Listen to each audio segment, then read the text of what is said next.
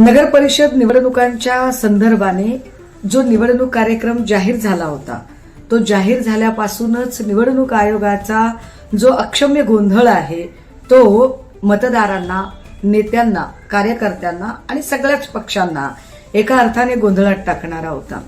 त्यातही अचानक 24 ठिकाणच्या नगर परिषदांच्या निवडणुका रद्द झाल्या।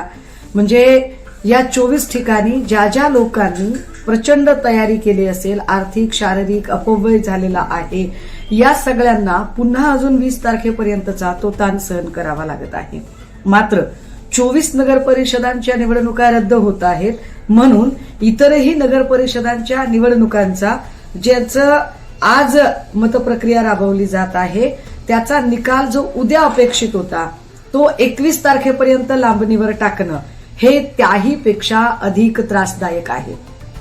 कारण अचानक जेव्हा आपण ही सगळी प्रक्रियाच लांबणीवर टाकत आहात त्यावेळेला अनेक प्रकारचे प्रश्न निर्माण होतात। मुळात आज 2 तारीख आहे आणि 2 तारखेपासून 20 तारखेपर्यंत तब्बल 18 दिवस मतपेट्या सांभाळणं हे किती जिकिरीचं काम असेल। या सगळ्यांमुळे एकूण पोलीस व्यवस्थेवर किती ताण येऊ शकतो, निवडणूक आयोगाच्या कर्मचाऱ्यांवर किती ताण येऊ शकतो, यामधून जे वेगवेगळ्या पक्षाचे नेते कार्यकर्ते आहेत यांच्यातला जो एकूण स्थानिक पातळीवरचं जे एक सामंजस्याचं सलोख्याचं वातावरण असतं हे वातावरण किती बिघडू शकतं याची सुतराम कल्पना निवडणूक आयोगाला आहे का?